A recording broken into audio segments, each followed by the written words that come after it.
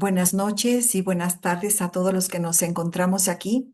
Y el día de hoy, ya casi al terminar el mes de María, estamos con un webinar de Felices los pobres con puntos suspensivos. Ya nos dirá Pedro Pablo de qué se va a tratar, pero lo importante es el subtítulo, donde Dios ha puesto su tienda. Posiblemente es el título también.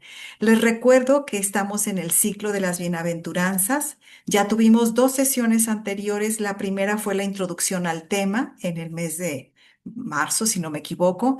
En abril tuvimos la primera bienaventuranza de bienaventurados los que lloran porque ellos serán consolados. Y el día de hoy tenemos este webinar. Ya conocemos de antemano a quien nos va a presentar este webinar, que es Pedro Pablo Achondo Moya, que es doctor en territorio, espacio y sociedad, que estudió teología en Brasil y Francia, creador y coordinador del Diplomado en Teología Latinoamericana que imparte la Fundación Un Camino. Les recuerdo que en Argentina tengo todavía algunos libros de Pedro Pablo. Si alguien desea uno de manera personal y así para tenerlo consigo, tenemos algunos de los que él menciona aquí. Desde el abismo clamo a ti, Señor, Dios, el sufrimiento y lo que podemos hacer, una iglesia híbrida, la amistad con Jesús y la iglesia después de la iglesia. Este año les hemos pedido a los ponentes que nos regalen una frase que haya movido su corazón o que vaya de acuerdo a la temática del tema a tratar. Y Pedro Pablo nos regala esta frase de Jesús de Nazaret. He venido a traer buenas nuevas a los pobres. Y sin más, dejo de compartir pantalla para dejarlos con Pedro Pablo en este espacio. Bienvenido, Pedro Pablo, aquí te escuchamos.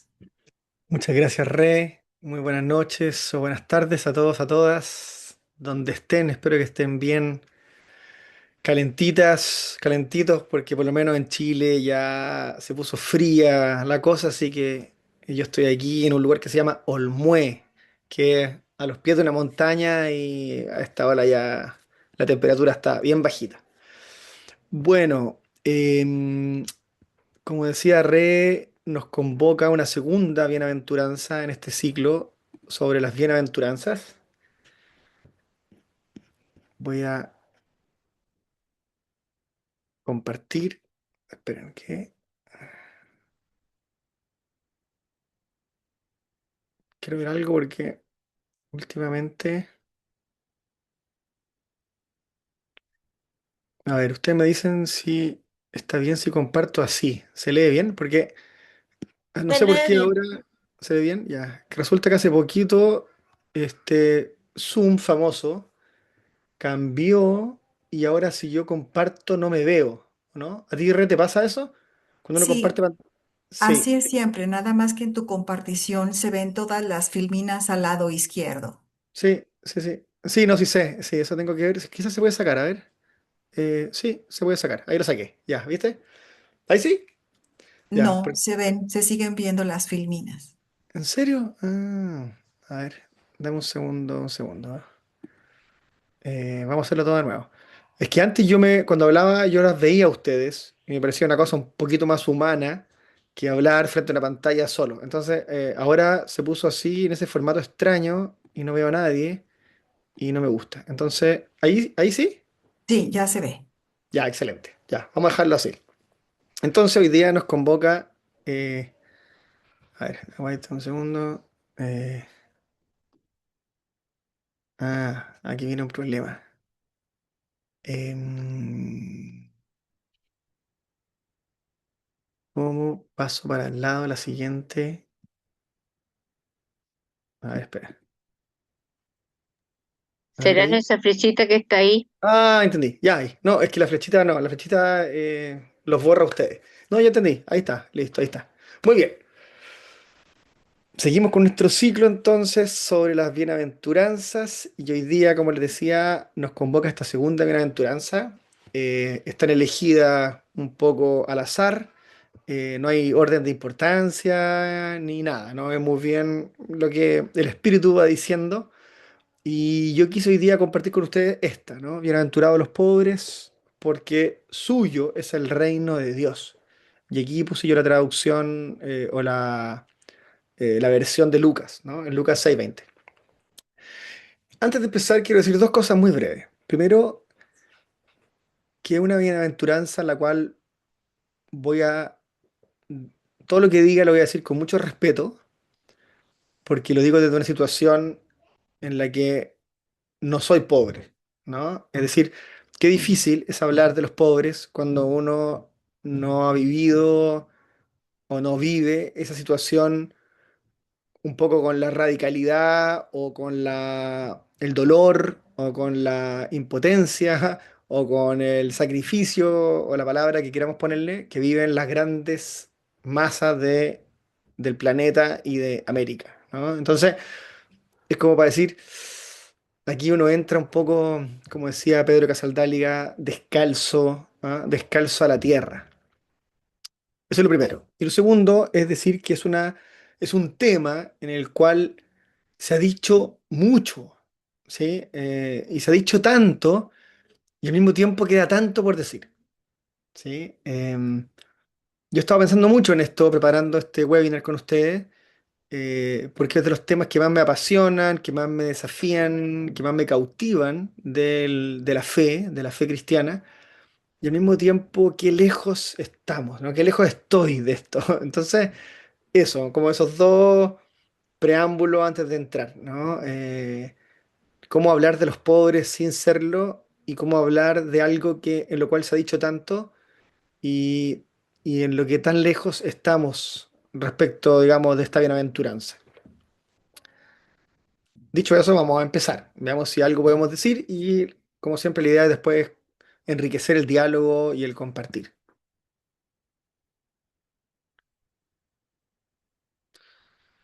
A ver, ¿qué está pasando acá? Ah, ya. Era para abajo. Muy bien, primero entonces contarles que, como dijimos en la introducción hace 2 meses atrás, las bienaventuranzas tienen diferentes versiones, ¿no? Y las dos versiones principales conocidas son las de Mateo, en Mateo 5, y la de Lucas, en el capítulo 6. Hay diferencia incluso en el número de bienaventuranza, ¿no? Hay agregados de uno, hay matices de otro, y aquí hay un matiz, ¿no? Por eso me voy a detener en esta doble versión. En Mateo leemos, bienaventurados los pobres en espíritu, dice una traducción, otra dice los pobres de espíritu, porque de ellos es el reino de los cielos. Esa es la versión de Mateo, ¿no? Bienaventurados los pobres de espíritu, o los pobres en espíritu, o incluso algunos dicen que los que tienen espíritu de pobres, para que ustedes vean que hay mucha traducción y mucha discusión en torno a esta bienaventuranza, porque de ellos, ¿no?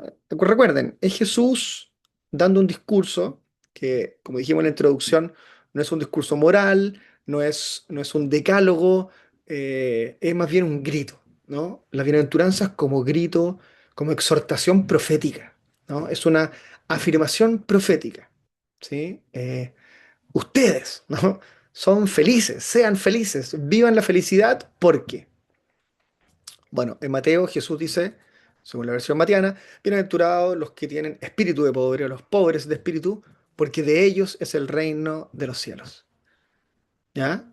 Y en Lucas leemos, bienaventurados los pobres, sin ningún agregado, porque suyo, o si se quiere, vuestro, ¿no? En una traducción más del español de España, aunque se sigue usando mucho, sabemos, en América Latina. Bienaventurados los pobres, porque es vuestro. Bueno, aquí y después vienen estos ayes, que hoy día todavía no vamos a entrar, y nos vamos a detener en estas dos pequeñas grandes diferencias. ¿Por qué Mateo diría bienaventurados los pobres de espíritu o en espíritu? ¿Y por qué usaría la tercera persona? ¿No? ¿Acaso no están ahí? ¿No están, no están en el auditorio que escucha en ese monte, en esa colina? Y después tenemos a Lucas en la llanura, en el plano, ¿cierto? En la parte baja, sin agregarle nada del espíritu, sino simplemente bienaventurados los pobres, a secas, diciendo, porque de ustedes, ese es el suyo, el vuestro, de ustedes. Es decir, el interlocutor de la bienaventuranza está alrededor de Jesús escuchándolo, ¿sí? Suyo es el reino, ¿no? Entonces, dos matices que no son menores.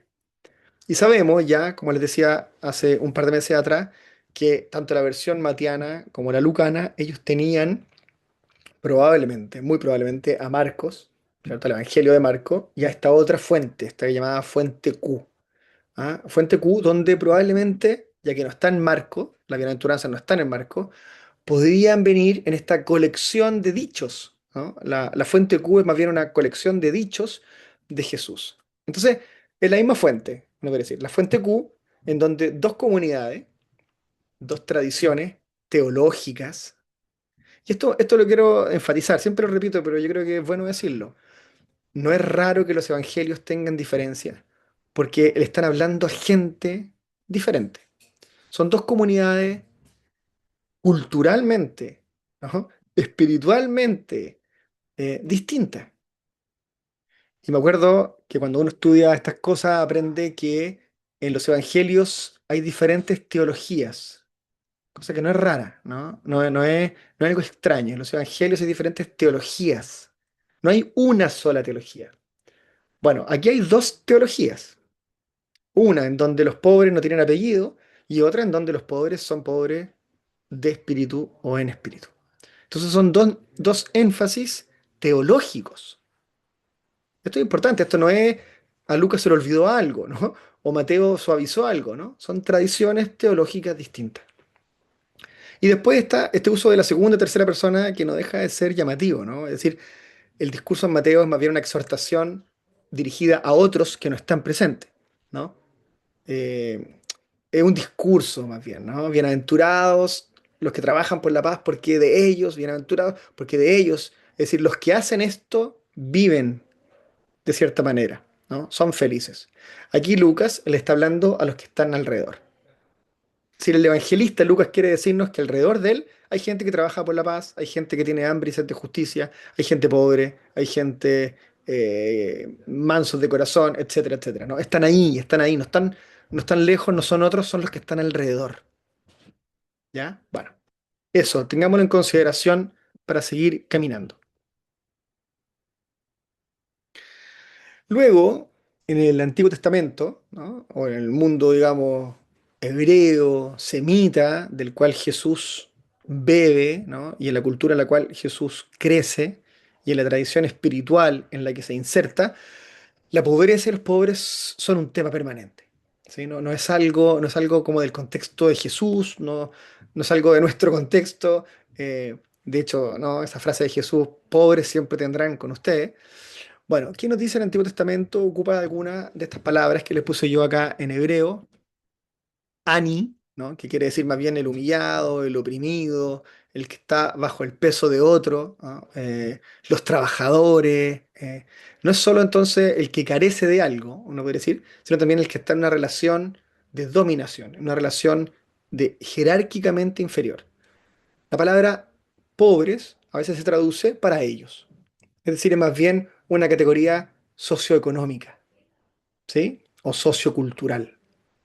Después están los evión, ¿ya? Los evión, que más bien el indigente, el mendigo, es la persona que depende completamente de la caridad ajena. ¿Sí? Es la gente que está en situación de calle hoy día. Ellos llevarían este apellido, ¿no? Ellos son pobres, sí, según este término, son los evión. Después está una cosa un poco más, digamos, de actitud interior o sí, o de estatus emocional incluso, que tiene que ver con la debilidad, con la fragilidad, con los que de alguna forma están en esta pirámide social en los escalones de abajo, me podría decir. Bueno, ellos son los dal, que también muchas veces la Biblia traduce como pobres. Entonces estamos ocupando la palabra pobre para decir los que están humillados, oprimidos por razones culturales, laborales, etcétera, los que realmente necesitan materialmente de otro para comer, y los que están en una situación también de fragilidad y debilidad. Todos ellos son pobres en el contexto bíblico.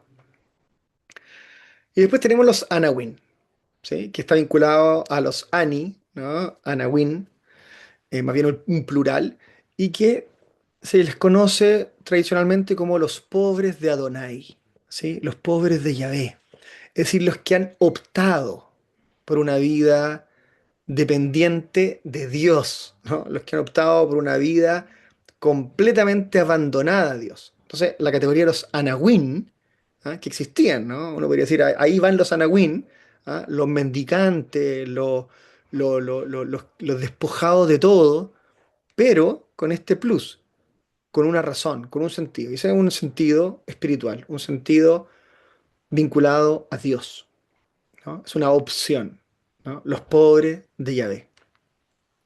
Entonces, brevemente, ¿no? Esto es muy breve, pero uno podría decir la Biblia, la pobreza no es un destino, no es un dato natural, es decir, no es algo que nos tocó, ¿no? Sino más bien es una situación que Dios conoce, que Dios escucha, que Dios se acerca, que Dios ampara y que los profetas denuncian, ¿no?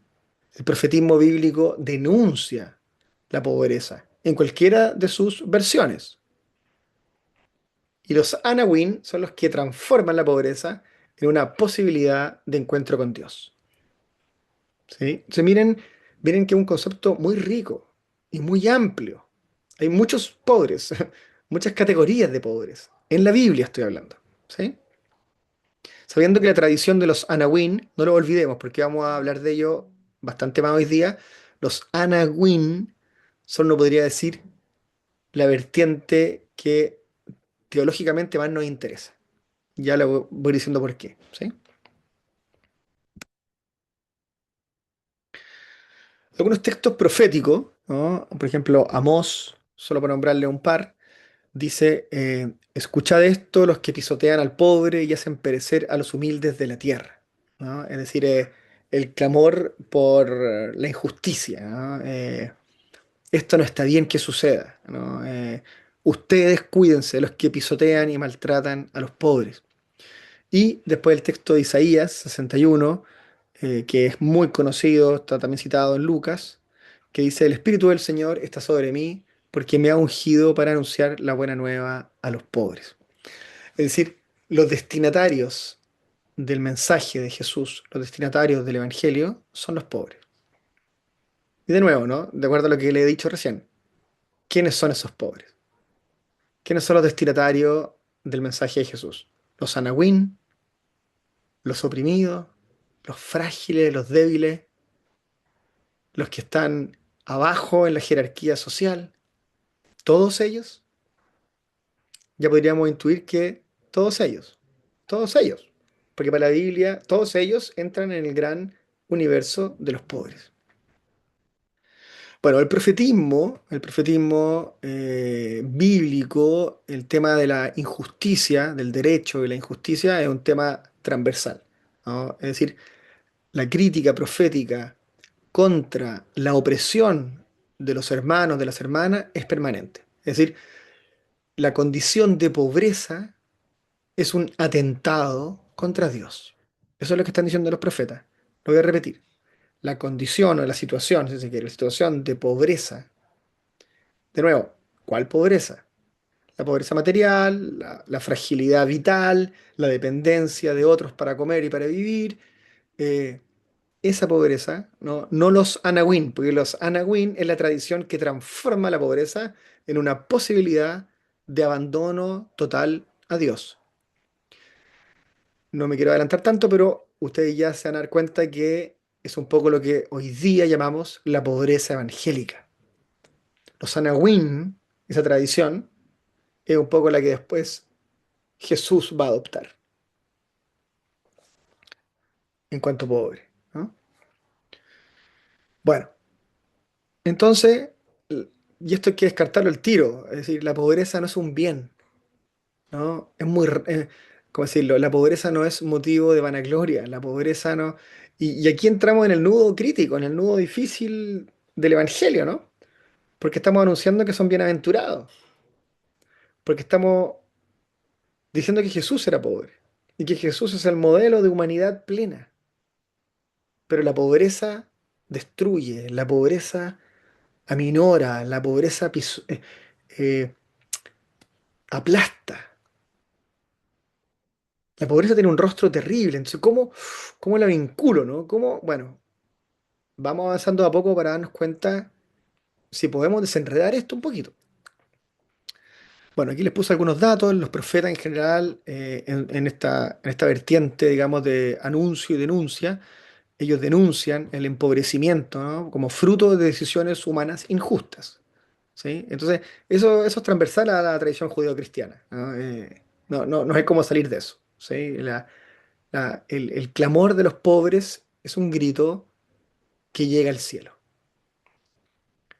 Los profetas también denuncian la acumulación de tierra desde tiempos memoriales, la corrupción de los jueces, los impuestos abusivos, es decir, todas las condiciones estructurales que mantienen a una gran masa dependiente, padeciendo, sufriendo, a costa de unos pocos. Y cuando uno habla de estos temas, ahora mismo que lo digo, llega a ser casi ridículo pensar que hoy día vivimos algo similar, ¿no? Es decir, cómo se mantienen estas condiciones estructurales, sociales, políticas, culturales, raciales, de, de opresión, ¿no? Para muchos y de disfrute y libertad para pocos. Bueno, y en este sentido, bíblicamente hablando, Dios, es decir, el Dios de Jesús, Adonai, no es neutral. No es neutral, ¿no? Y aquí, de nuevo, insisto, vamos a entrar en temas que son polémicos, yo lo sé, ¿no? Si esta es una bienaventuranza de la cual se ha dicho tanto. ¿Y por qué se ha dicho tanto y se ha discutido tanto? Porque molesta, porque incomoda, ¿sí? Porque es desagradable decir que Dios toma partido, porque choca, ¿no? Bueno, en el cristianismo no debería chocar, porque el Dios cristiano sí toma partido. Desde el primer punto del Génesis hasta el último punto del Apocalipsis, Dios lucha y acompaña a los que tienen hambre y sed de justicia, ¿no? Y toma partido por aquellos frágiles, débiles, pobres, menospreciados, los últimos de la historia, los vulnerables, etcétera, etcétera, etcétera, ¿no? Tantos adjetivos también que hoy día le ponemos a una situación vital, ¿sí? Sigamos avanzando. Los salmos, ¿no? Los salmos también, los salmos de lamentación, etcétera, muchos salmos en donde el pobre es el sujeto orante. Esto es muy bonito también, esto es muy bonito destacarlo porque la oración más auténtica, no estoy diciendo que hayan oraciones poco auténticas, ¿no? Pero la más auténtica, esa oración de total abandono, de total dependencia, que es un grito existencial hacia Dios, ¿no? Señor, escúchame.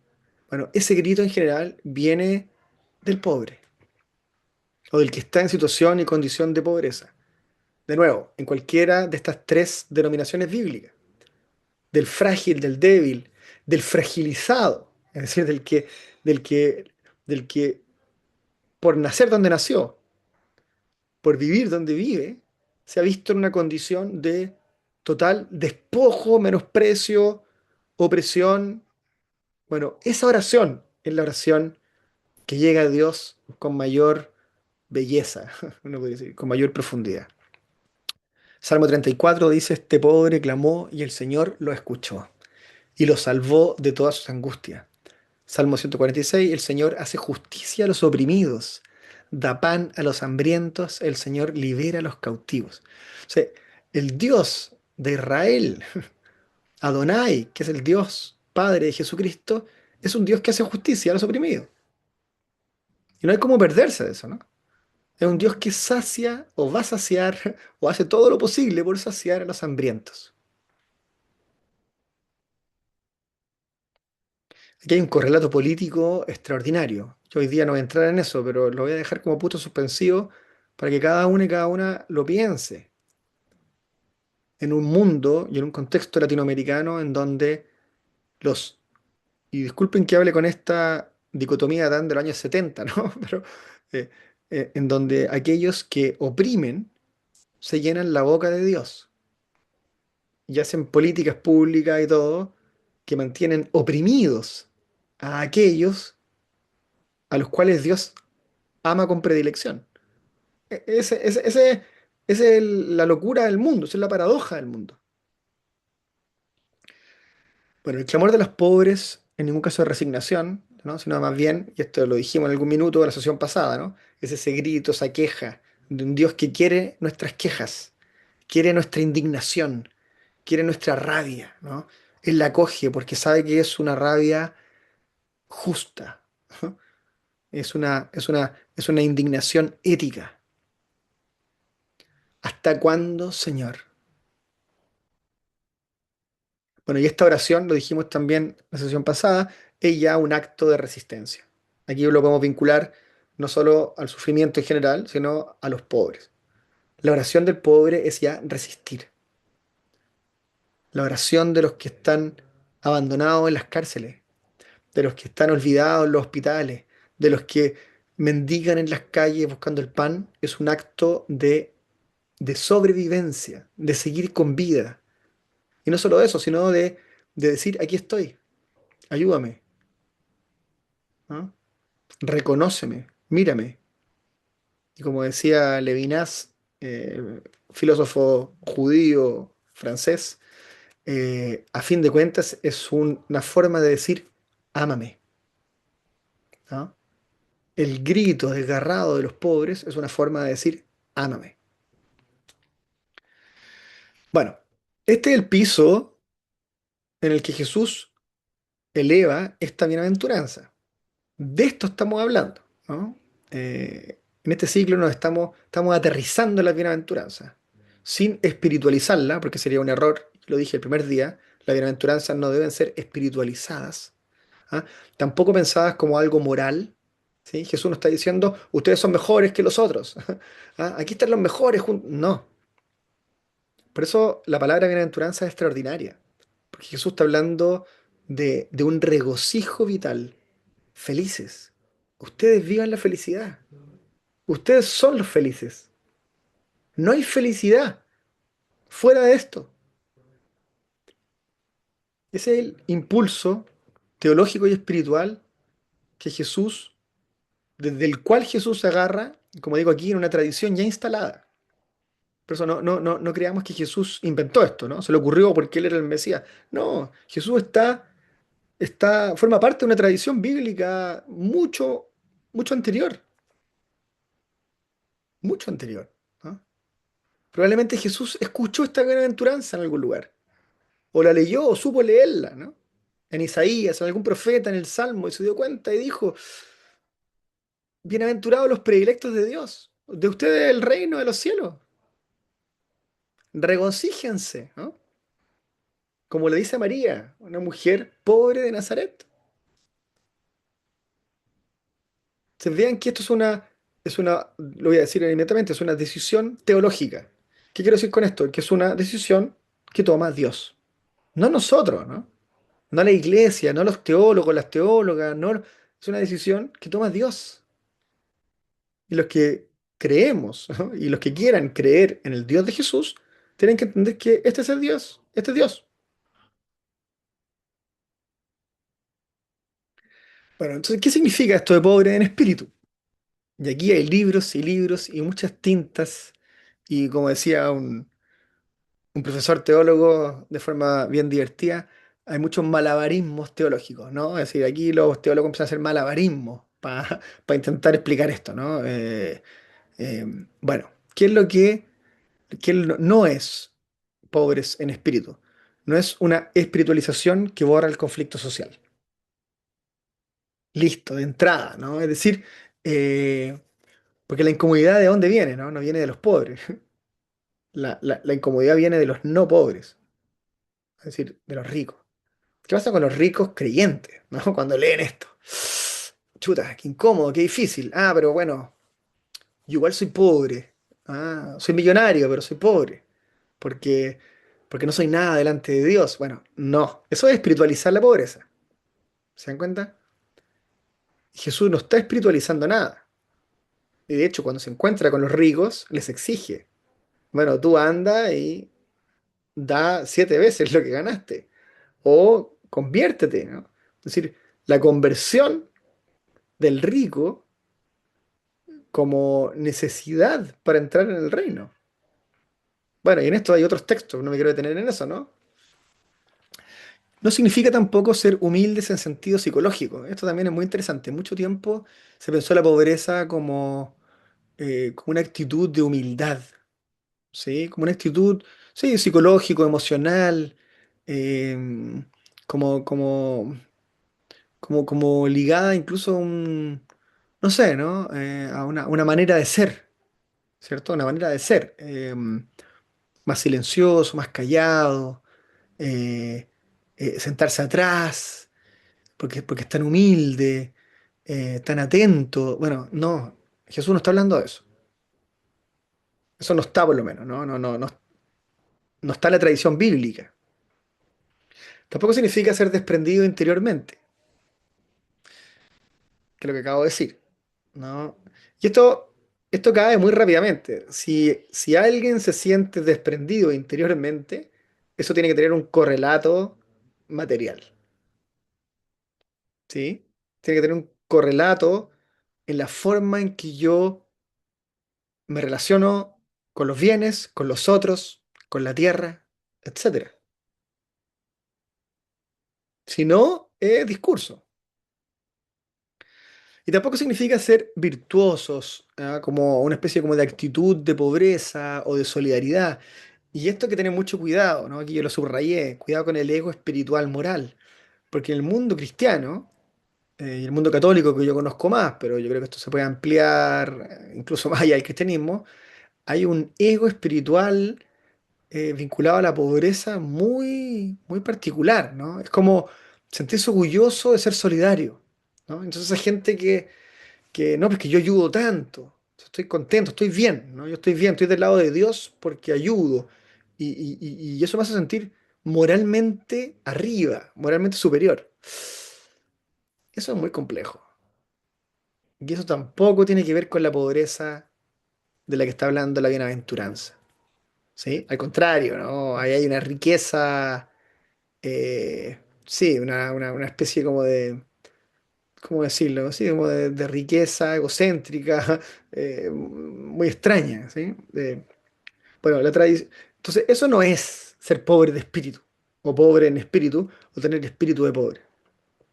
Sino, de nuevo, los pobres en espíritu son, en este caso concreto de Mateo. Acuérdense que Lucas es más amplio, pero en el caso de Mateo, estamos hablando de los anahuín.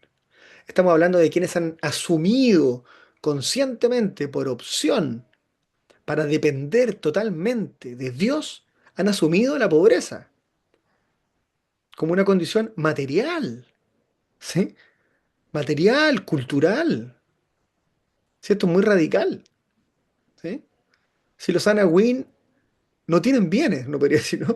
Ser Anawin, estoy despojado, ¿no? Y opto espiritualmente, ¿no? Opto interiormente, opto materialmente por depender de la bondad de los demás. Insisto, como una postura teológica.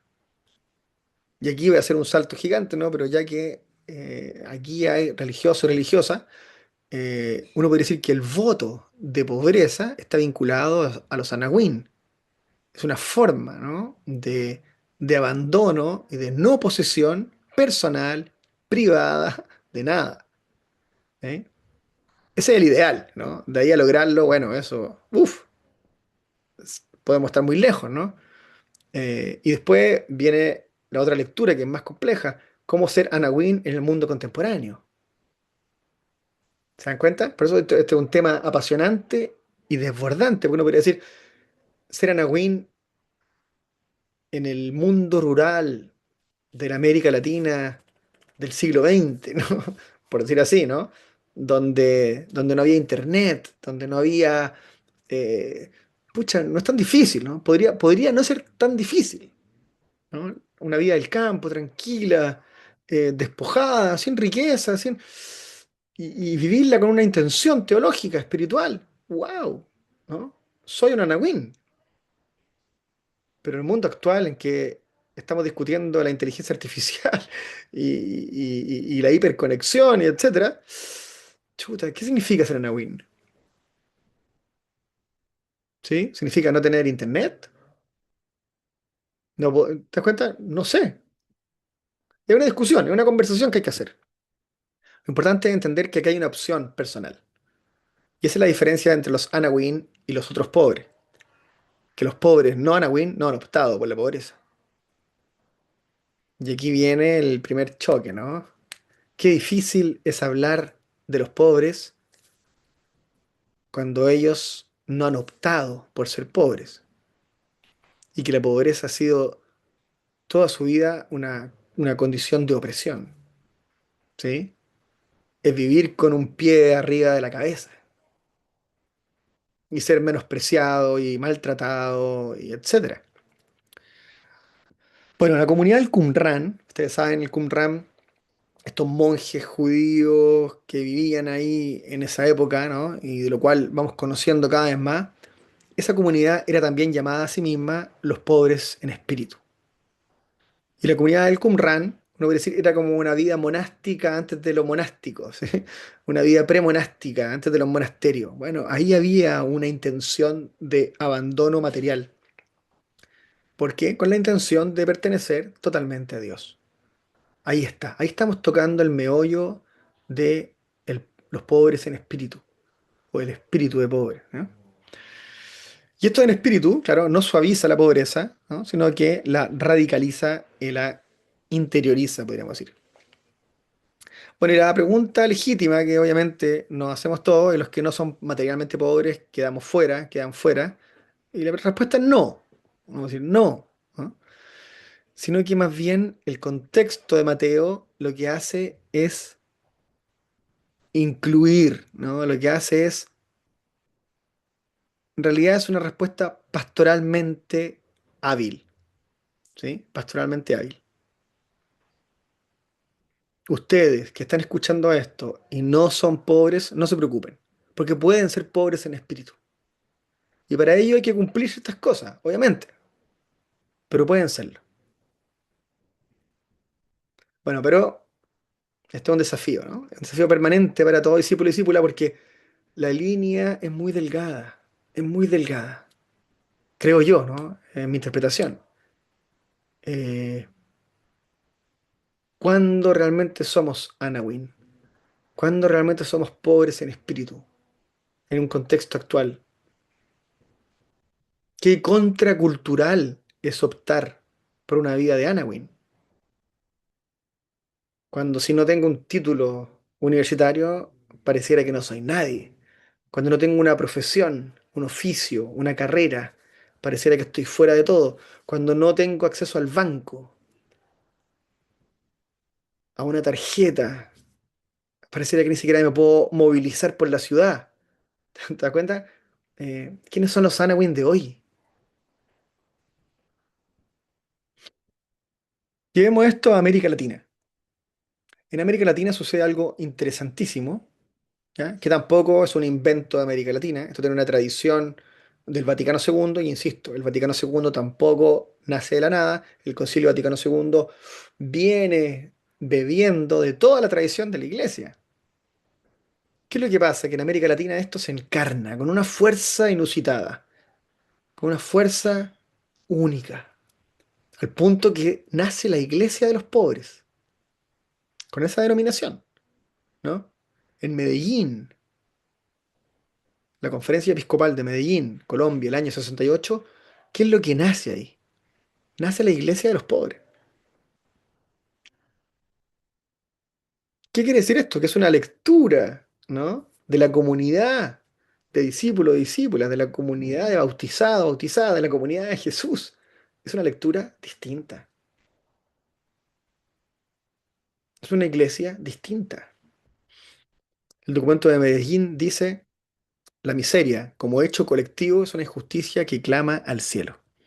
Uno podría decir, qué fuerte que en un documento oficial de la Iglesia del Episcopado Latinoamericano se reconozca que la pobreza es resultado de estructuras injustas.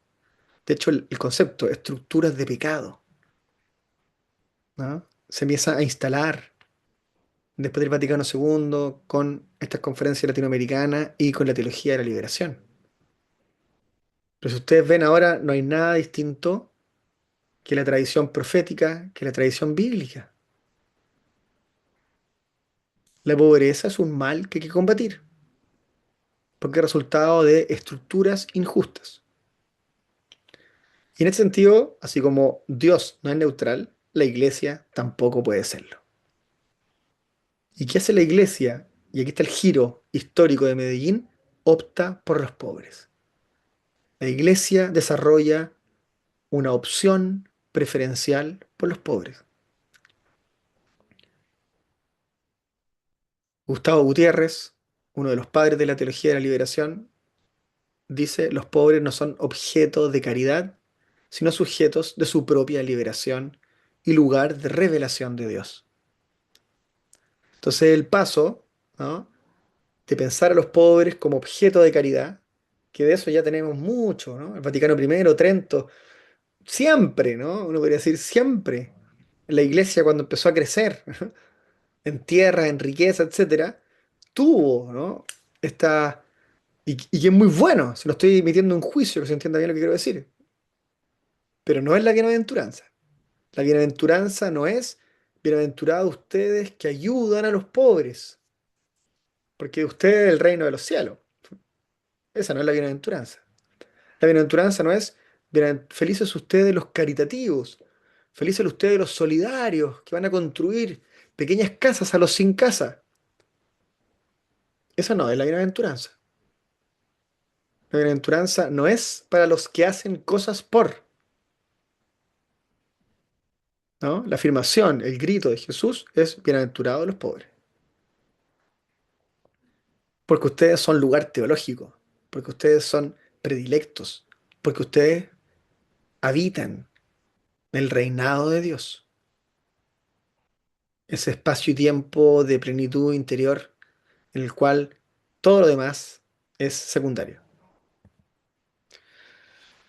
11 años después de Medellín tenemos la Conferencia Episcopal de Puebla, México, donde ya la opción por los pobres queda, uno podría decir, sellada, ¿sí? Sellada, después de muchas discusiones. Imagínense que Medellín en el 68, Gustavo Gutiérrez escribe su libro el 70, 71, Teología de la Liberación Perspectiva. El año un poquito antes, en Brasil, Rubén Alves escribe también una teología del cautiverio. Leonardo Boff está elaborando. Es decir, hay todo un boom teológico en donde la opción por los pobres es corazón. La columna vertebral de la teología de la liberación latinoamericana es la opción por los pobres. Es decir, es intentar entender a los Anawin y luchar contra la pobreza que deshumaniza. Eso es la teología de la liberación. No es más que eso. Y cómo fue criticada, ¿no? Cómo fue atacada, cómo fue censurada, para que ustedes vean que esto causa controversia. Bueno, y en Aparecida, que ya me salto de Puebla, pasando por Río, el año 92, y llego a Aparecida, el 2006, Benedicto XVI, en su discurso original, esto es extraordinario, estas son las cosas maravillosas de la Ruaj Espíritu, porque Benedicto XVI, siendo Joseph Ratzinger, fue un perseguidor de esta teología, ¿no? Fue un crítico. Cuando, yo creo que he contado esto en otras partes, ¿no? Pero cuando el mismo Ronaldo Muñoz, teólogo chileno, teólogo de la liberación, un tipo de una coherencia, un Anawin, sin duda. Ronaldo Muñoz fue un Anawin, alguien que optó por una vida despojada, por coherencia evangélica. Bueno, ese Anawin que estudió en Alemania teología, miren lo que estoy diciendo, ¿no? Ese Anawin que estudió en Alemania teología, optando por los pobres, ¿no? Y teniendo una vida de radicalidad evangélica, en, en la banca de su tesis doctoral, que era una tesis sobre la iglesia latinoamericana, tiene a Joseph Ratzinger. Y Ronaldo se saca la nota máxima, con aplauso, distinción y todas esas cosas. Y se acerca Ratzinger a decirle, profesor Ronaldo, su tesis está perfecta. Yo por eso le puse la nota máxima.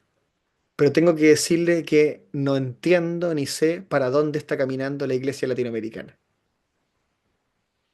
¿no? Esta anécdota es extraordinaria porque en el fondo la coherencia del discurso, el Ratzinger, prefecto, digamos, después prefecto para la doctrina de la fe, teólogo alemán, dijo esto es perfecto, ¿no?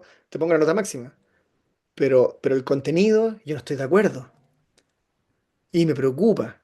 Bueno, ese Ratzinger, cuando llega a ser papa, Benedicto XVI, y viene a Brasil y da un discurso de inauguración de la conferencia episcopal de Aparecida, que a propósito fue la última conferencia episcopal, dice lo siguiente: la opción preferencial por los pobres está implícita en la fe cristológica. ¿Qué es lo que significa eso? En otras palabras, significa que creer en Cristo es optar por los pobres. Eso está diciendo. Todos y todas las que confiesen que Jesús es el Señor, dentro de esa confesión está también entonces una opción preferencial por aquellos frágiles, menospreciados, oprimidos, abandonados, sufrientes de la historia. No es una opción, eso está diciendo. No es una opción. Bueno, esto cambia de nuevo la brújula, ¿no? De una manera de entender el cristianismo que fue muy criticada, ¿no? Y caricaturizada hasta el día de hoy, el Papa, el Papa, dice, en realidad tienen razón, ¿no? En realidad tienen razón. Los pobres son reconocidos como rostros sufrientes de Cristo. Y de nuevo, ¿no? Uno podría decir Mateo 5 y Mateo 25. Mateo 5, bienaventurados los pobres en espíritu, y la bienaventuranza, como un gran discurso, ¿no? Aquí estamos desglosando, pero no se olviden que las bienaventuranzas hay que leerlas en su conjunto.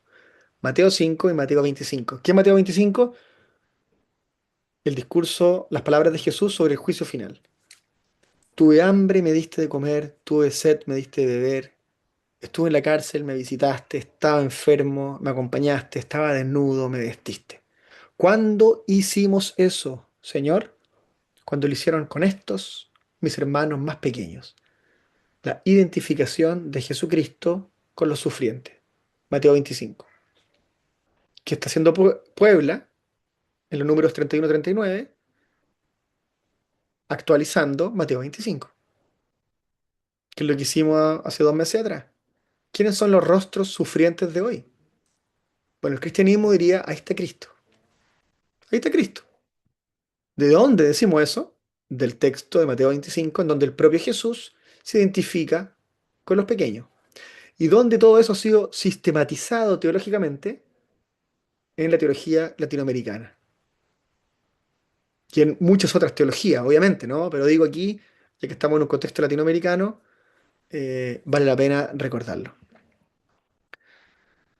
De ahí que Gustavo Gutiérrez podría decir posteriormente, la opción por los pobres no es opcional. ¿Sí? Es una opción no opcional.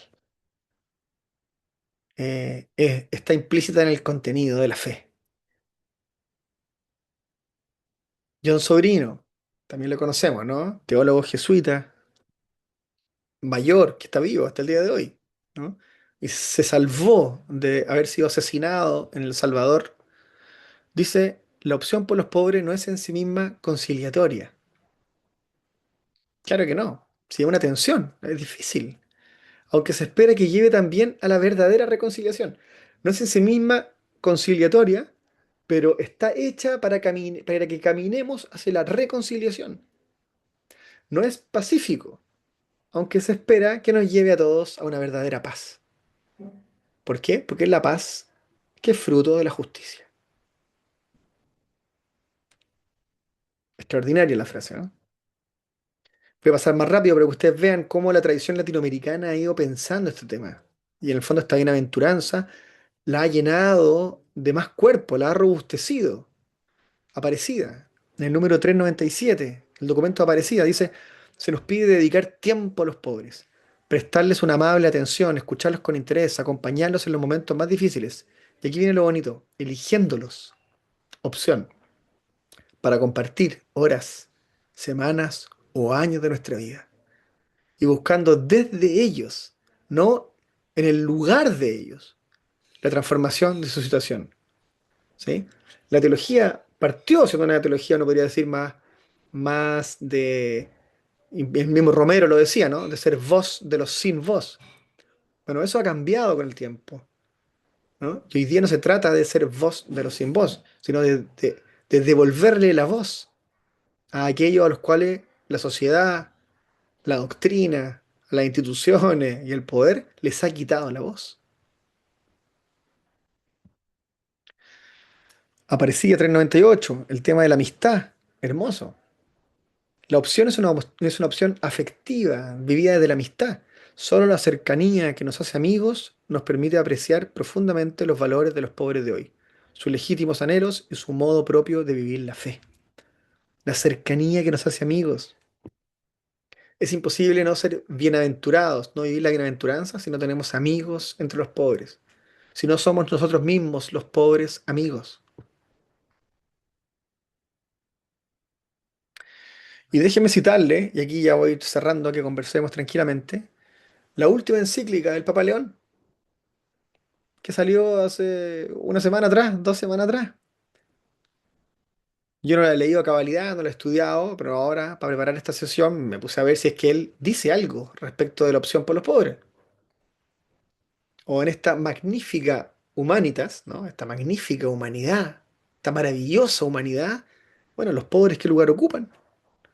Porque según la bienaventuranza son los predilectos. Bueno, y qué bonito es volver a leer que León continúa la tradición más rica de la iglesia y tan trabajada por el Papa Francisco. En el número 14 dice, edificar en el bien requiere un lenguaje evangélico. Evitemos las palabras que humillan o enfrentan. Optemos por la claridad que ilumina y la franqueza que abre caminos. No bendigamos entusiasmos ingenuos ni alimentemos miedos estériles. Más bien, indiquemos criterios de discernimiento. Criterios de discernimiento, ¿cuáles son? La dignidad de la persona, el destino universal de los bienes, la opción por los pobres y el cuidado de la casa común, la paz. Qué interesante, ¿no? La dignidad son los criterios evangélicos para discernir dónde está, ¿no? El mensaje cristiano, dónde está Dios en esto. Bueno, cuando las personas son dignificadas, ¿no? La dignidad de la persona. Cuando los bienes son compartidos. El destino universal, no es de alguno. La opción por los pobres es vivida. Cuando cuidamos nuestra casa común y trabajamos por la paz. El Papa León está haciendo una pequeña relectura de las bienaventuranzas y traduzcámoslo en prácticas. Planificación responsable, evaluaciones de impacto humano, social, inclusión de los más frágiles, alfabetización digital, investigación, etc. El número 77, el mismo documento. Para la comunidad cristiana, la justicia social es una forma concreta de seguimiento de Jesús y fidelidad al Evangelio. Entonces, si alguien se pregunta cómo seguir a Jesús, bueno, trabajemos por la justicia social. En el Nuevo Testamento, Jesús anuncia una buena nueva a los pobres, ¿no? La frase que elegí hoy día para alimentar esta sesión, Lucas 4:18. He venido a anunciar buenas nuevas a los pobres. Y se identifica, Mateo 25, con los pequeños, los enfermos, los presos, los extranjeros. Así nos enseña que la justicia nace y se realiza en la fraternidad, porque el modo en el que nos acercamos a los últimos y nos relacionamos con ellos se convierte en concreto en la medida de nuestra relación con Dios y los hermanos. Es decir, ¿cuál es la medida en la que seremos medidos? Bueno, es la medida en la que nosotros nos relacionamos con los pequeños. Dicho de otra forma, uno podría decir, a los que les gustan estas frases, muéstrame cómo amas a los pobres, cómo te relacionas con los pobres, cómo eres amigo de los pobres, y yo te diré en qué Dios crees.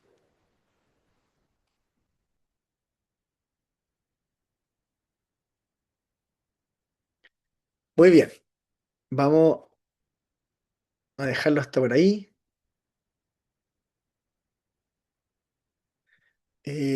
Antes de cerrar, simplemente volver a decir que este es un tema fascinante y tan profundo y tan fascinante al mismo tiempo, es tan complejo, ¿no? Es tan complejo porque estamos hablando de nuestra manera de vivir, estamos hablando de nuestra manera de relacionarnos con los demás, con las cosas, con los otros, con el mundo. Y estamos tocando el corazón de la fe. De alguna manera, en la fe cristiana hay muchas cosas, ¿sí? Muchas cosas interesantes, obviamente, ¿no? La paz, la justicia, el amor, eh, el respeto, un montón de virtudes. Bueno, pero cuando tocamos el tema de los pobres, estamos acercándonos a la médula. ¿A la médula de qué? A la médula de la dinámica trinitaria. Y aquí me quiero detener y con esto cerrar. La opción o la bienaventuranza, para no hablar todo el tiempo de la opción por los pobres, la bienaventuranza es una forma de entender cómo funciona Dios. Voy a decirlo en difícil, la kenosis. ¿Han escuchado esta palabrita, no? La kenosis, el abajamiento. Filipenses 2. Jesús, siendo de condición divina, se abajó a sí mismo. Ahí está, se hizo Anawin, renunció a su condición divina por amor, por vivir la libertad, por vivir la plenitud, por Dios, ¿no? Y por nosotros. Se bajó a sí mismo, asumiendo la condición de siervo, de esclavo, dice el texto. Y no de cualquier servidor, no de cualquier siervo, sino del siervo que llega a la cruz. Ese es el movimiento de abajamiento cristiano, evangélico, trinitario. Un Dios que desciende, un Dios que se encarna, un Dios que se abaja. Por eso uno podría decir, la fe cristiana es la fe en un Dios abajado, en un Dios kenótico, en un Dios Anawin. ¿Y cómo sigue el himno de los filipenses? Y por eso Dios lo ha exaltado. Ahora, ascenso, descenso, ascenso. Y por eso Dios lo ha exaltado, por ser pobre, por haber optado por una vida de Anawin. Y lo ha puesto por sobre todo nombre, para que el nombre de Jesucristo se doble todas las rodillas en los cielos, en la tierra y debajo de los abismos, etcétera. Maravilloso, ¿no? Filipenses 2 es un himno que completa la bienaventuranza. Bueno, tremendo desafío, ¿no? Y tremendo camino hermoso, bonito, que es casi una ruta espiritual para toda la vida. Muchas gracias.